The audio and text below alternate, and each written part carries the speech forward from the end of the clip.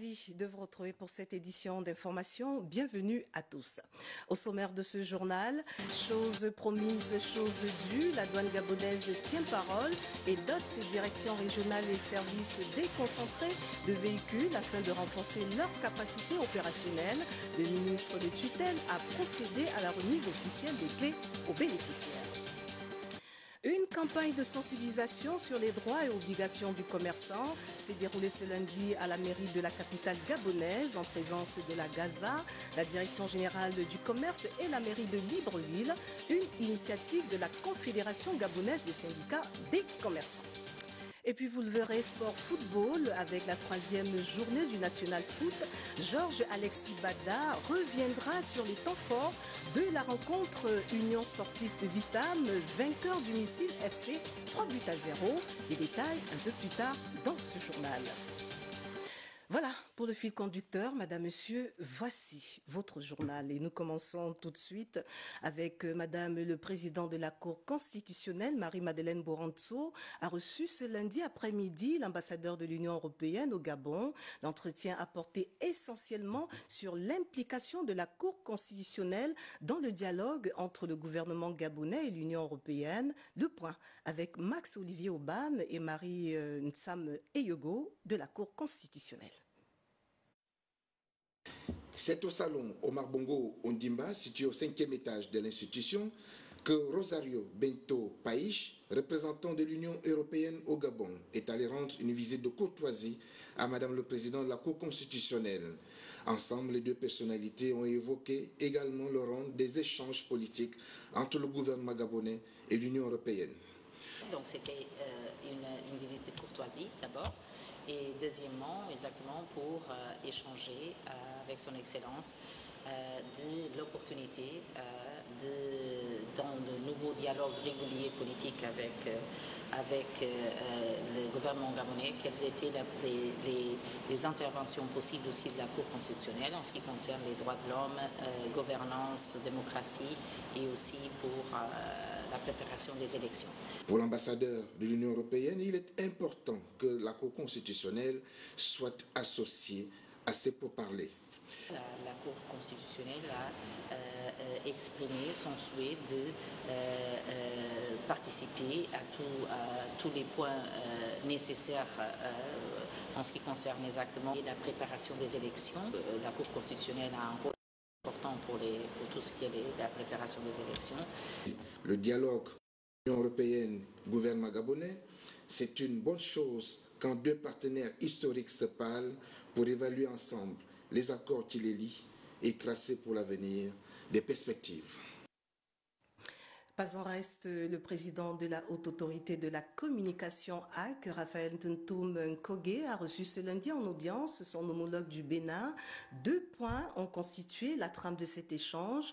Redynamisation, dis-je bien, de l'aide au Gabon avec l'aide du Gabon, du réseau des instances africaines de régulation de la communication d'une part, et le partage d'expériences entre le Gabon et le Bénin sur les questions de régulation sur Internet d'autre part. Les détails avec, dans ce reportage de Rodolphe Mukambi-Bouma sur les images de nos confrères de la HAC. Petite poignée de main conviviale, derrière c'est l'avenir du réseau des instances africaines de régulation de la communication qui réunit le président de la Haute Autorité de la Communication du Gabon et son homologue du Bénin, par ailleurs secrétaire exécutif du RIAC. Les deux personnalités évoquent ensemble les mécanismes de redynamisation de cette instance née au Gabon en 1998. Nous sommes passés voir le président de l'institution du Gabon pour pouvoir redynamiser ce réseau qui a vu le jour au Gabon et qui aujourd'hui malheureusement constate que le Gabon n'est plus présent à ses activités. Et le réseau bat de l'aile et nous avons besoin du Gabon pour donner encore un nouveau souffle à ce réseau. Les échanges élargis aux collaborateurs de deux personnalités ont permis de renforcer le partenariat et favoriser le partage d'expériences entre les deux pays. Le président de la HAC du Bénin veut profiter de l'expérience de la Haute Autorité de la Communication du Gabon sur la question de la régulation sur Internet, notamment des médias en ligne. L'Internet, nous avons besoin de l'Internet pour avancer. Mais malheureusement, il y a des gens animés de mauvaise volonté qui, au lieu de l'utiliser pour le développement, l'utilise pour détruire nos pays. Le réseau des instances africaines de régulation de la communication a vu le jour en juin 1998 à Libreville, à travers une convention signée par 11 instances africaines de régulation de la communication, dont le pays siège depuis plus de 20 ans a toujours été le Bénin. Cette démarche du secrétaire exécutif vise à réimpliquer le Gabon dans le fonctionnement de cette instance, dont le premier président a été le Gabonais Pierre-Marie Ndong. Je vous l'annonçais à l'entame, la douane gabonaise poursuit le renforcement de ses capacités opérationnelles. En témoigne la dotation des véhicules pick-up aux différentes directions régionales et services déconcentrés. Jean-Marie Ogandanga, dis-je bien, ministre de l'économie et des finances, a procédé personnellement ce lundi à la remise officielle des clés aux bénéficiaires. Le compte rendu d'Éric Nzengi Mbadinga et Marlis Mingue. Au total, 9 pick-up double cabine de marque Toyota Hilux viennent enrichir le parc automobile de la douane gabonaise. Ces rutilants 4x4 sont ainsi repartis. 2 à la direction régionale de Libreville, 2 à celle de Franceville, 2 à celle d'Oyem, 1 à Port-Gentil, 1 à la direction générale des douanes et droits indirects, 1 à la direction des services de surveillance. Aujourd'hui, vous venez d'assister à la remise d'un lot de véhicules à la direction des surveillances. Et cette direction qui a une importance capitale, je ne dis pas que tout le monde, tous ne sont pas importants, mais c'est la direction mobile mais qui était complètement à l'arrêt parce que les moyens faisaient défaut. S'agissant de la question de la dotation des véhicules dans un contexte où l'État prône la réduction de son train de vie, le ministre a affirmé que l'austérité ne doit pas non plus freiner l'opérationnalisation des services par un ascétisme mortifère.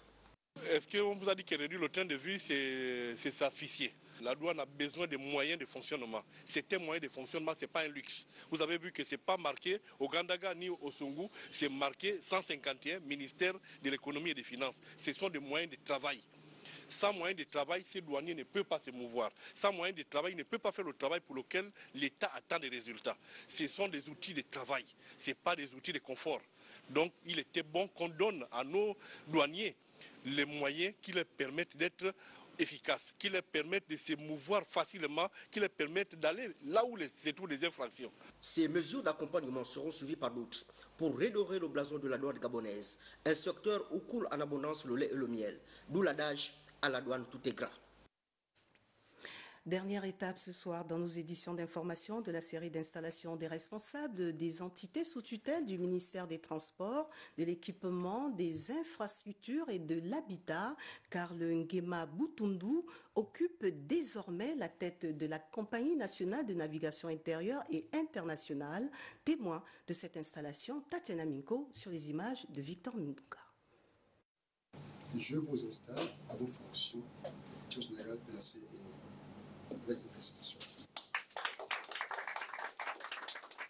L'efficacité dans le rendement, c'est l'exigence recommandée à Karl Ngema Boutoundou. Travailler, n'est-ce pas, à la résorption des équilibres, des déficits financiers. Le premier ministre du gouvernement, M. Jean-Claude Becalé, nous a instruit fortement d'intensifier le dialogue social. Parce que sans un climat apaisé, on ne peut pas travailler. Le nouveau directeur général de la Compagnie nationale de navigation intérieure et internationale succède à Claude Abdon Chibinda. Je voudrais exprimer mes vifs remerciements aux plus hautes autorités de la République qui ont bien voulu me confier pendant 2 ans et 3 mois la gestion de cette entreprise. Mais déjà, le directeur général entrant mesure la tâche qui est la sienne. Je remercie les plus hautes autorités à travers vous pour l'honneur qui m'est ainsi fait. J'entends assumer ce challenge entrepreneurial avec la plus grande abnégation. Toutefois, je n'y arriverai jamais tout seul. Société d'État créée en juin 2013, la Compagnie nationale de navigation intérieure et internationale est spécialisée dans le transport des personnes et des biens par voie maritime, lagunaire et fluviale.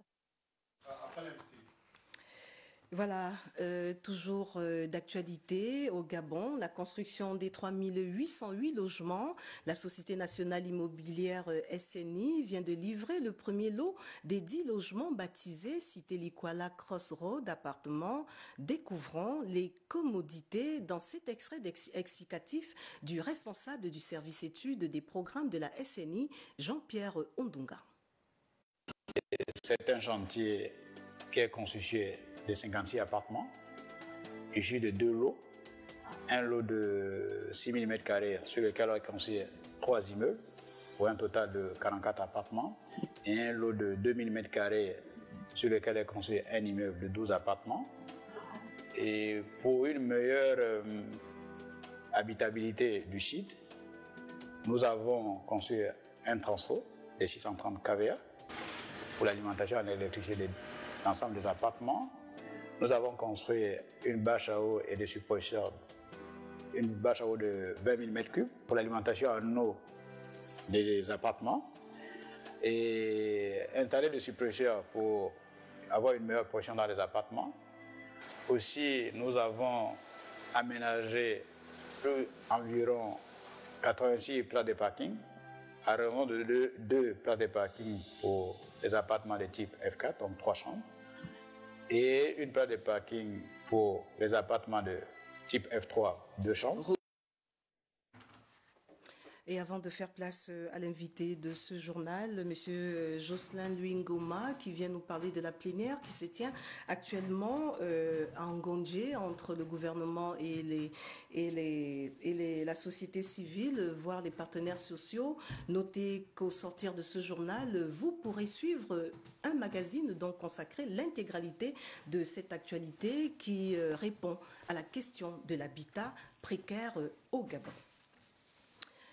Et il m'a retrouvé sur ce plateau, Monsieur Jocelyn Luingoma, bonsoir. Bonsoir madame. Alors vous êtes le représentant des travailleurs à ce dialogue ou cette plénière qui a débuté au Gabon le 3 février dernier, la plénière tripartite gouvernement patronat et les partenaires sociaux qui vient donc de s'achever. Dans quel climat, dans quel état d'esprit pourriez-vous nous rapporter? Et merci madame de vous donner l'opportunité de retracer un peu ce qui s'est passé. Je voudrais quand même revenir sur la genèse.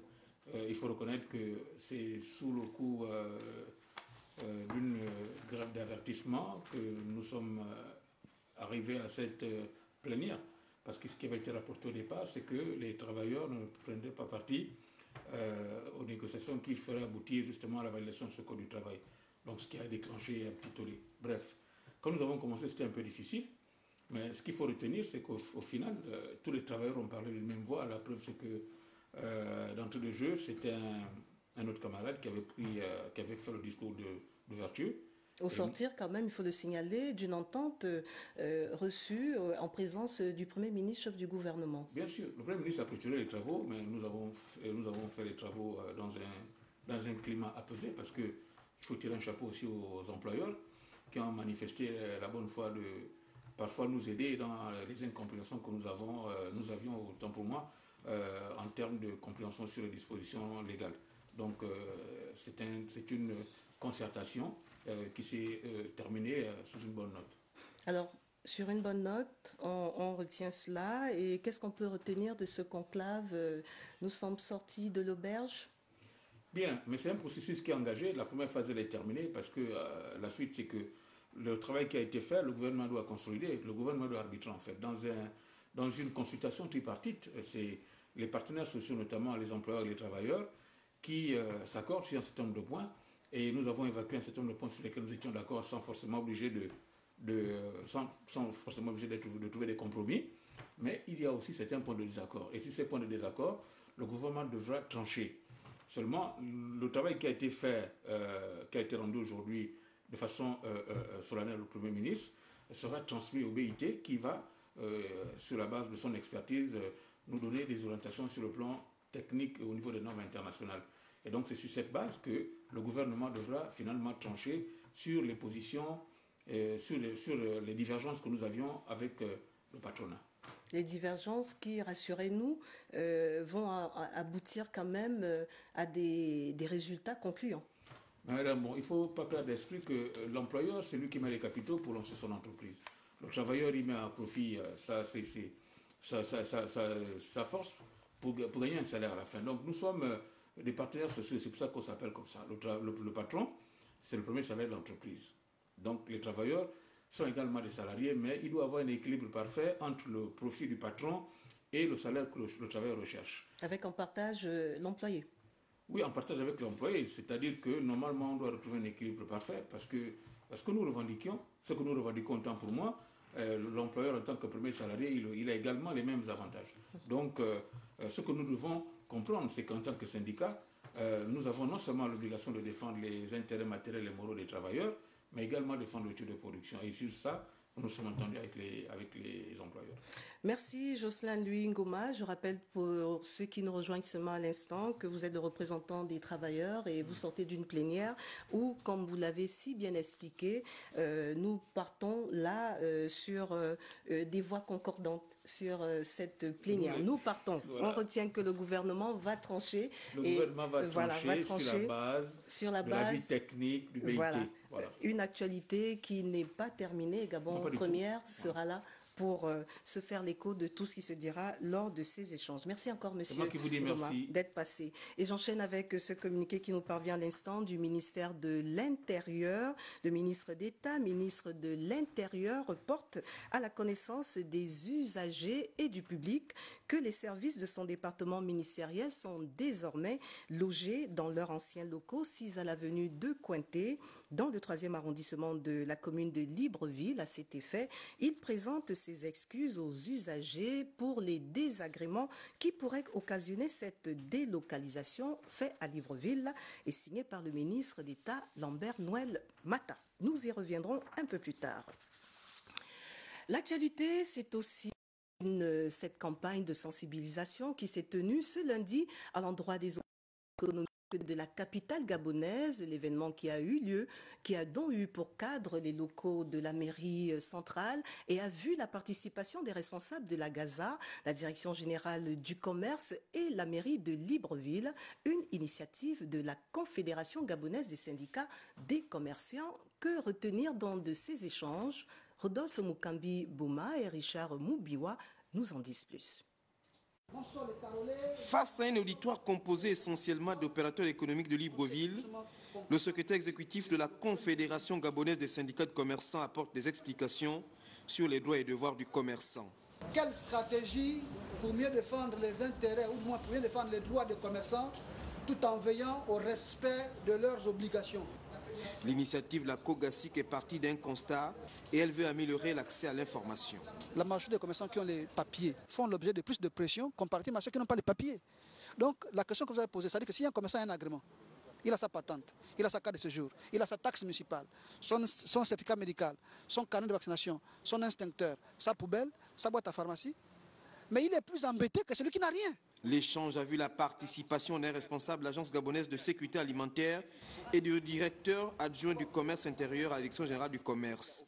Ils ont tous deux présenté aux commerçants les missions dévolues à leurs différentes administrations. La direction générale du commerce a une mission essentielle qui est celle de veiller à l'application de toute la politique nationale en matière de commerce. Nous voulons aller d'abord vers un modèle d'éducation. Parce qu'on ne peut répondre à la loi que celui qui maîtrise, qui connaît effectivement qu'il y a une loi qui existe. Mais il y avait également des préoccupations des commerçants. Dans un échange interactif, ils ont posé toutes les questions, certains agacés par les contrôles intempestifs. Il y a beaucoup de contrôles et beaucoup de soucis que nous avons avec ces agents-là sur le terrain que nous n'avons pas bien compris aujourd'hui. Au final, toujours des points d'ombre. Les opérateurs économiques veulent plus d'initiatives du genre pour une meilleure collaboration entre les commerçants et les instances de régulation, surtout qu'un commerçant moyen dépense environ 1 million de francs CFA sur les aspects liés à la parafiscalité. Et j'en viens au point de presse tenu ce dimanche de l'Union syndicale des acteurs du commerce au quartier Akébéville. Les problèmes liés aux pratiques de contrôle intempestif et la parafiscalité ont constitué la trame de fond de cette communication. Écoutons le secrétaire général de cette coalition au micro de Georges Kambila et Pierre Claverella. Pourquoi l'Union syndicale des acteurs du commerce tient à rassurer le gouvernement de la République sur sa volonté de l'accompagner dans toute réforme visant à améliorer le climat des affaires au Gabon, notamment l'axe 4 du plan de relance de l'économie notamment c'est-à-dire le passage de l'informel au formel. Ainsi, une mission d'information et de sensibilisation sera mise sur pied la semaine prochaine, d'abord dans les communes de Ovendo, d'Akanda, de Ntoum et de Kango, dans les arrondissements de Serre de Libreville, avant d'engager les provinces. Ouvrons la page santé. Tout d'abord, le 7 février dernier, le gouvernement de la République a, au cours d'une communication, annoncé la suspension de l'accès sur le territoire national les individus en provenance de Chine et qui ont sévi, un communiqué qui a donc sévi par rapport au coronavirus qui sévit actuellement, dis-je bien. Par ailleurs, le gouvernement informe tous les compatriotes qui souhaitent regagner le pays qu'ils peuvent le faire. Écoutons à ce propos le ministre de la Santé, Max Limoukou. Communiqué du gouvernement. Le 7 février 2020, le gouvernement de la République a diffusé son communiqué relatif à l'épidémie du nouveau coronavirus qui sévit actuellement en Chine, dans la ville de Wuhan, province de Hubei. Le gouvernement, dans le cadre du suivi de cette situation sanitaire, tient à souligner qu'à ce jour, aucun cas de contamination n'a été enregistré parmi nos compatriotes vivant en Chine. Dans le cadre des mesures préventives, suite au constat de propagation de cette épidémie au-delà de l'épicentre, le gouvernement avait pris la décision d'élever le niveau de surveillance aux portes d'entrée sur le territoire national et de suspendre à titre conservatoire et jusqu'à nouvel ordre l'accès au territoire national de tous les passagers en provenance de la Chine. Le gouvernement tient à préciser que tous nos compatriotes actuellement en séjour en Chine, pour des raisons d'études ou autres, peuvent regagner le territoire national si tel est leur souhait. Toutefois, à leur arrivée au Gabon, conformément aux dispositions du règlement sanitaire international, ils seront soumis aux mesures en vigueur dans le cadre de ce type de situation. Je vous remercie. Cap sur Njolé, dans la province du Moyen-Ogooué, et nous sommes là dans le centre du Gabon où on a célébré en différé la journée mondiale de lutte contre le VIH-Sida, une cérémonie organisée par le Programme national de lutte contre le VIH en collaboration avec le centre de traitement ambulatoire de Lambaréné. Objectif, sensibiliser les populations sur l'expansion de cette pandémie avant de procéder aux séances de dépistage. Arnaud Babekoun, Tina Mingue.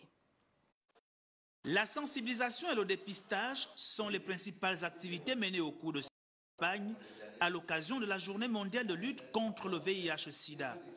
Célébré en différé en Njolé, c'est un programme qui traduit la politique en matière de santé des plus hautes autorités gabonaises.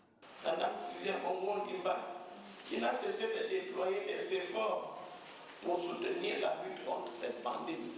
Son action est soutenue par le président de la République, chef de l'État, son Excellence Ali Bongo Ndimba, qui a fait de la lutte contre le sida une priorité majeure. Dans le département de la Banga-Bigné, c'est un ensemble de stratégies pour faire passer le message, celui d'une prise de conscience collective. Le message particulier, c'est de dire que le sida, c'est une réalité. Aujourd'hui, il va falloir que les populations renforcent les mesures qui sont préconisées. C'est-à-dire que, d'abord, éviter donc les rapports sexuels non protégés. En plus, le dépistage, il se fait gratuitement dans nos structures de soins. Il faut qu'ils le comprennent. Parmi les plus touchés par cette pandémie, les jeunes, lesquels ayant pris part à cette campagne, apprécient l'initiative. Les personnes les plus affectées de nos jours, c'est les jeunes. Donc s'ils pouvaient continuer la campagne, venir dans les lycées pour essayer de sensibiliser les élèves, continuer à distribuer les préservatifs. Sur les 3 sites de Njolé Centre, Njolé Setrag et Bingoma, 600 personnes se sont fait dépister. Seuls quelques cas décelés positifs ont été aussitôt mis sous traitement.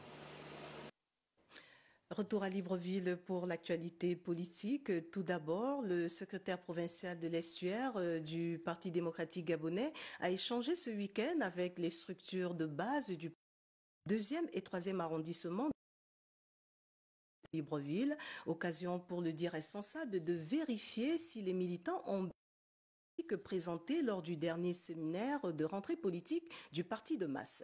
Betty Nzembe, Cédric Nzengdo. Ce n'est ni une causerie politique, ni un meeting, mais plutôt une réunion de fédération ayant pour objectif la continuité du séminaire de rentrée politique du Parti démocratique gabonais organisé dans la province de l'Estuaire. Sur le terrain, le secrétaire provincial se rassure que les militants ont bien appréhendé les thématiques abordées au cours de ces travaux. En réalité, c'est la mise en pratique un des thèmes du séminaire.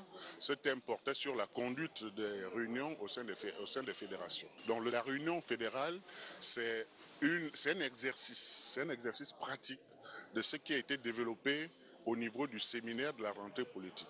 Et nous venons voir si nos camarades qui sont ici ont bien assimilé ce qui a été enseigné. Le PDG fonde essentiellement son action sur 20 valeurs reparties en 3 grands groupes. Il y a des valeurs cardinales, il y a des valeurs dites universelles et républicaines, et il y a des valeurs dites de revitalisation et de régénération. Et nous pensons aujourd'hui que tous nos militants doivent s'imprégner de ces valeurs. Et c'est de cette formation qu'impulse aujourd'hui le camarade Éric Dodo Bungenza à la tête de notre parti.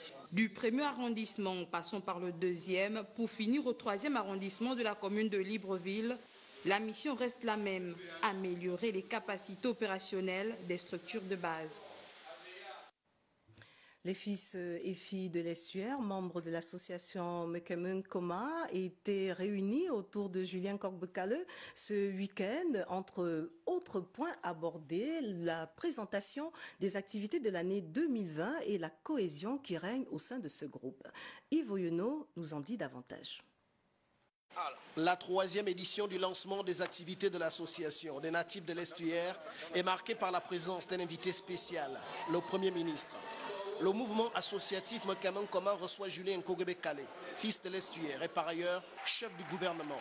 Oui, l'idée de création de notre regroupement est partie d'un constat implacable. La perte de nos valeurs culturelles par la génération qui est la nôtre.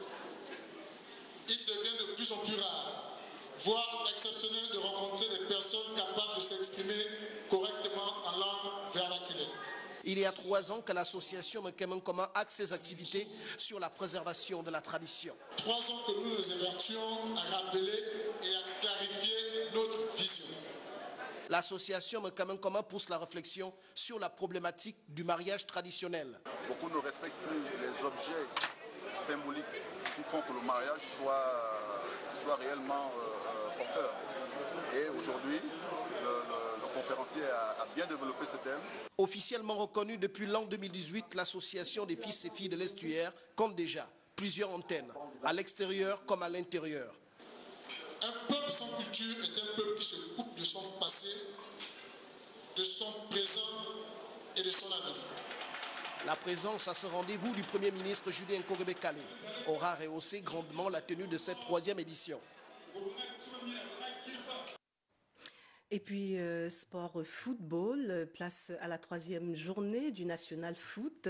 Bonne opération de l'Union sportive de Bitam qui a battu au stade de l'INJS 3-1 le Missile FC. Les temps forts de cette rencontre avec Alex Dala et Arnaud Mengue. Au cours de cette 3e journée au stade de l'INJS, l'US Bitam a mieux appréhendé l'animation tactique, en amenant du mouvement vers les buts en une touche, étouffant les remontées axiales de missiles et fermant les couloirs. Les locaux coupés en 2 défendent en bloc bas.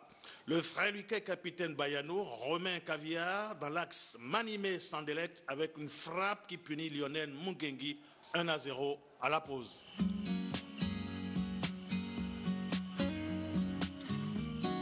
Ilika Chal a du souci à se faire. Ils ont gagné le match avant d'avoir joué. mentalement. Mais je pense qu'ils ont négligé l'adversaire bien avant. Mais 3-0, ça pèse. À la reprise, les Blancs, transfigurés par l'ouverture du score, vont achever les Rouges de missiles à la peine sur 2 balles arrêtées. Celle du retour gagnant de Manimé Youri, que l'on croyait perdu, illumine cette rencontre en signant son doublé. Son coup franc fait mouche, 2-0. Missile sans réaction encaisse son 3e but identique sur balle arrêtée. Cette fois, la fulgurance de Bayano fait parler la peau, 3-0. La messe est dite.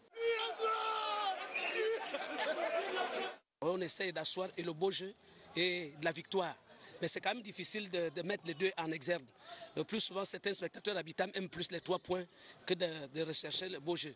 Une équipe de missiles, dominée au propre comme au figuré, présente un gros point noir, la date de limite de fraîcheur physique de certains joueurs dépassée. Avec ce camouflet cruel et rageant, ça va jaser dans les casernes. Vous l'aurez donc bel et bien compris et corrigé à la maison que l'USB a bel et bien eu le dessus sur Missile FC, 3-0. Ce communiqué en rappel qui nous vient du ministère de l'Intérieur, le ministre d'État, ministre de l'Intérieur, porte à la connaissance des usagers et du public que les services de son département ministériel sont désormais logés dans leurs anciens locaux 6 à l'avenue de Cointet, dans le 3e arrondissement de la commune de Libreville. À cet effet, il présente ses excuses aux usagers pour les désagréments qui pourrait occasionner cette délocalisation, signée par le ministre d'État Lambert Noël Mata. Et puis cette brève, avant de nous quitter, notez dans vos agendas ce rendez-vous de tous les lundis, chronique sociale, le regard de Templar et Banabé Solo sur votre société. Aujourd'hui, il parle précisément des enfants d'aujourd'hui. C'est tout à l'heure, donc, au sortir de ce journal. Voilà, Madame, Monsieur, tout ce qui a retenu notre attention pour cette édition d'information. Au nom de toute l'équipe, merci pour votre attention. À 23h, Wivine au Vendan vous attend pour un autre développement de l'actualité. J'aurai plaisir à vous retrouver demain à 20h. Mais en attendant, n'oubliez surtout pas que quoi qu'il arrive, entre-temps, gardez le sourire. Au revoir.